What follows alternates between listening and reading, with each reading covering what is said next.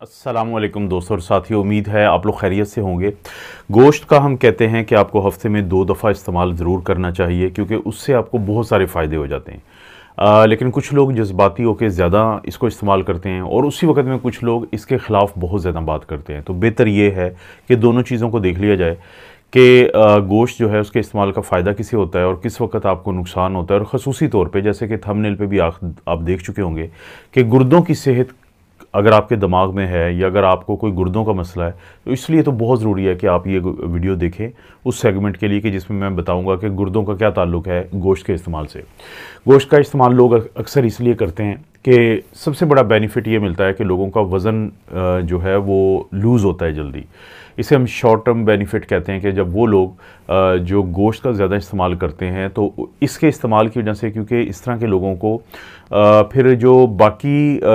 खाने ऐसे होते हैं जिसको हम प्रोसेस्ड फूड कहते हैं, जिसमें चीनी वाले खाने हैं, शुगर वाले खाने हैं, कार्बोहाइड्रेट्स वाले खाने हैं, इस टाइप की जो बहुत सारी चीज़ें हैं, सॉफ्ट ड्रिंक्स हैं, तो ये लोग वो नहीं पीते।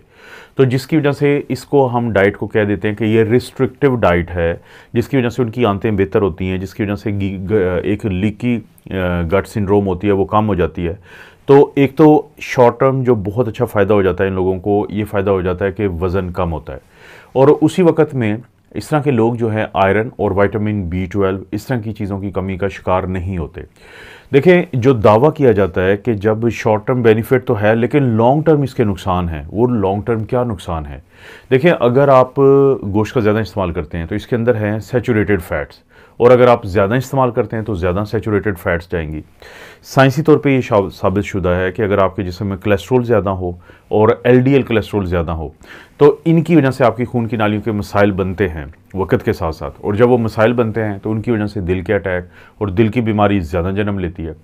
तो जो लॉन्ग टर्म में गोश्त का ज़्यादा इस्तेमाल होता है, एक तो दिल की सेहत के लिए कोई ख़ास चीज़ नहीं है, नुकसानदेह चीज़ है क्योंकि चिकनाई है इसके अंदर, जबकि इसके मुकाबले में जब हम सब्जियों की बात करते हैं, फलों की बात करते हैं तो उसमें कोलेस्ट्रॉल नहीं होता, सबको पता है, उसमें फ़ैट्स नहीं होती। हाँ, जब आप ये बीज जो होता है, जो सीड्स होते हैं या नट्स जो होते हैं जो कि प्लांट सोर्स है, उसका जो ऑयल निकालते हैं तो उसके अंदर ज़ाहिर है कि फिर ये चीज़ें बन जाती हैं। इसमें हम ऑयल्स के अंदर हम हमेशा कहते हैं कि ट्राइग्लिसराइड होता है। तो गोश्त का यानी कम दिनों के लिए इस्तेमाल आपका वज़न कम करेगा, आपको एक अच्छी फीलिंग देगा, लेकिन लंबे अरसे के लिए जो इस्तेमाल है वो आपकी दिल की सेहत के लिए मुफीद नहीं है। एक तो ये बड़ी ज़रूरी चीज़ है। दूसरा, जो गोश्त है उसके अंदर ठीक है आयरन है, विटामिन B12 है, लेकिन बहुत सारे और जो मिनरल्स और विटामिन्स हैं वो इसके अंदर नहीं होते। एक सादा रोटी जो है वो भरी हुई होती है मिनरल्स और विटामिन से, लेकिन बहुत सारे वो न्यूट्रिएंट्स जिसको हम इसेंशियल कहते हैं जो आपके जिस्म के अंदर पैदा नहीं होते और उन ज़रूरी है कि आप बाहर से लें, तो वो अगर आप बहुत ज़्यादा गोश्त खाते हैं तो ज़ाहिर है फिर आप प्लांट नहीं ज़्यादा खाते, आप फल और सब्जियां ज़्यादा नहीं खाते, तो वो फिर आप मिस कर देते हैं। मिसाल एक दे देता हूँ, जैसे कि विटामिन C की कमी हो जाती है उन लोगों में जो बहुत ज़्यादा गोश्त खोरी करते हैं, जो बहुत ज़्यादा गोश्त खाते हैं तो उनके अंदर विटामिन C की कमी हो जाती है। अब विटामिन C की कमी अगर लंबे अरसे तक रहेगी किसी को भी तो उसको एक बीमारी होती है जिसको हम स्कर्वी कहते हैं। उसमें ज़ख़म देर से ठीक होते हैं, उसमें मुंह के अंदर ज़ख़म बनना शुरू हो जाते हैं, मसूड़े फूलना शुरू हो जाते हैं, कमज़ोरी रहना शुरू हो जाती है, थोड़ा सा काम करने से थकावट हो जाती है। तो इस तरह के जो इसेंशियल चीज़ें होती हैं आपके जिस्म के लिए ज़रूरी होती हैं, तो उन लोगों में इनकी कमी देखी गई है कि जो मुसलसल और ज़्यादा देर तक गोश्त का इस्तेमाल करते हैं। और जो इसीलिए हम कहते हैं कि अगर आपने बैलेंस डाइट लेनी है तो उस सूरत में आप इस तरह के बहुत सारे जो चीज़ों से बच जाते हैं, उनकी कमी से, यानी मेल न्यूट्रिशन से बच जाते हैं। इसके अलावा एक और दावा जो किया जाता है, क्योंकि गुर्दों की बात मैं बिल्कुल आखिर में बता देता हूँ, इसके अलावा एक और दावा किया जाता है कि बहुत सारे लोग जो गोश्तखोर होते हैं वो ये कहते हैं कि गोश्त के अंदर ऐसी चीज़ें हैं जो एंटी एजिंग है, कि आपकी जो उम्र बढ़ रही होती है तो उसको ज़रा कम कर देती हैं। और फलों और सब्जियों के बारे में कहा जाता है कि उसके अंदर ऐसी चीज़ें हैं जो आपको एजिंग की तरफ इसलिए लेके जाती हैं कि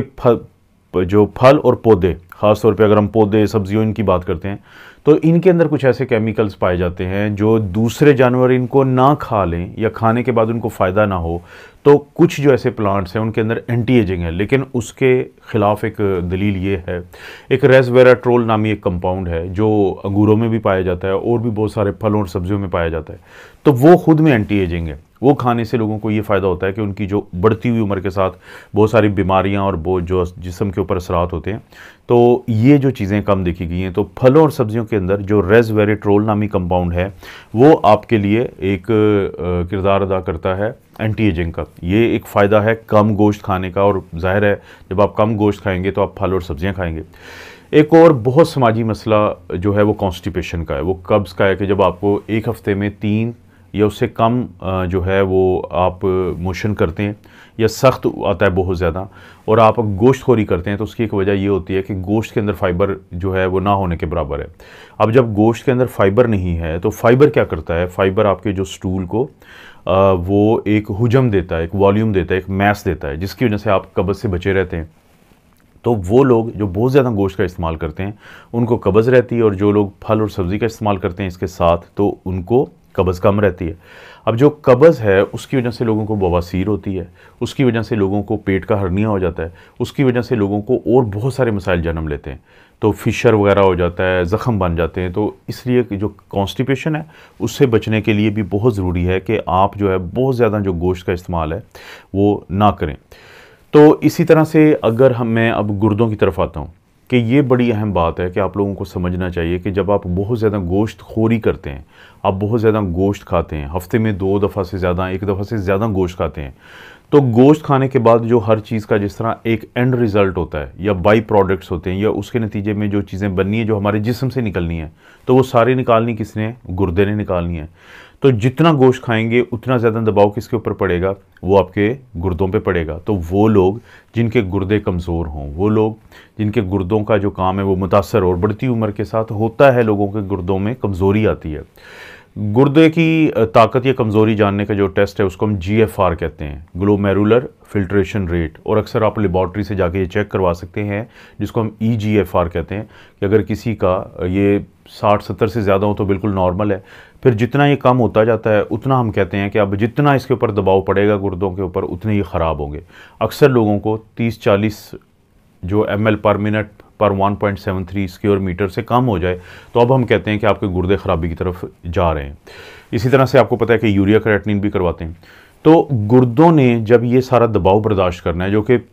फलों और पौधों के खाने की सूरत में नहीं करना पड़ता, तो वो लोग जिनको गुर्दों का मसला है उनको तो ख़ास तौर पे हम कहते हैं कि आपने कम खाना है गोश्त, आपने ज़्यादा नहीं खाना। कितना खाना होता है, जो गुर्दों के मरीज़ हैं उनको हम कहते हैं कि आप एक दिन के अंदर 30 से 50 ग्राम से ज़्यादा मत खाएँ। इससे ज़्यादा कम करने की ज़रूरत इसलिए नहीं होती कि जिस्म के बहुत सारे काम होते हैं, एंजाइम का बनना, पट्ठों का, बाकी चीज़ों का, तो उसमें इनका बड़ा अहम किरदार है गोश्त का। लेकिन इससे ज़्यादा लेंगे और आपके गुर्दे ख़राब हैं तो वो इतना दबाव पड़ेगा कि मज़ीद ख़राबी की तरफ वो जा सकते हैं, और जिनके गुर्दे कमज़ोर हो तो उनको भी बहुत ज़्यादा नहीं खाना चाहिए। तो अगर मैं आखिर में ये बात करूँ कि जो शॉर्ट टर्म है, यानी कि जो कलील मुद्दती जिसे कहते हैं, तो फ़ायदा होता है गोश्त का कि आपको एक गुड फीलिंग आती है, वेट लूज़ होता है, बहुत फ़ायदा नज़र आता है। लेकिन लॉन्ग टर्म में आपको दिल के अटैक ज़्यादा हो सकते हैं, दिल की बीमारी ज़्यादा आप पे हमलावर हो सकती है, और गुर्दों की ख़राबी अगर हो तो वो बहुत ख़राब हो जाएंगे इस चीज़ की वजह से। तो इसलिए अभी तक की जो रिकमेंडेशन मैं अक्सर दोस्तों को बताता हूँ कि हफ़्ते में 1 दफ़ा आप गोश्त खाएँ, 2 दफ़ा आप मछली खाएँ और अंडे अपनी खुराक में शामिल करें, तो ये बहुत हो गया। ये एनिमल सोर्स से बड़ा कुछ आ गया, आयरन भी आ गया, विटामिन B12 भी आ गया। बाकी आप फल और सब्जियां ज़्यादा इस्तेमाल करें। लेकिन वो लोग जिनको हम ऑब्लिगेट कॉर्निवोर्स कहते हैं, कि जो कहते हैं नहीं हमने गोश्त ही खाना है, तो ठीक है, वक्ती तौर पे शायद उनको बड़ा फ़ायदा हो जाए, लेकिन लॉन्ग टर्म में उनको नुकसान है, क्योंकि इसके अंदर सैचुरेटेड फैट्स होती है। तो दोस्तों, आपको पता है इस चैनल पे इस तरह की वीडियोस मिलती रहती हैं। वीडियो को लाइक करें, चैनल को सब्सक्राइब करें। कोई भी वीडियो अच्छी लगती है तो दोस्तों रिश्तेदारों से शेयर का ऑप्शन है, तो ज़रूर इस्तेमाल करें। आप अपना और अपनी फैमिली का ख्याल रखें। अल्लाह ताला आपको और आपकी फैमिली को हर किस्म की बुराई, बीमारी और आजमाइश से महफूज रखें।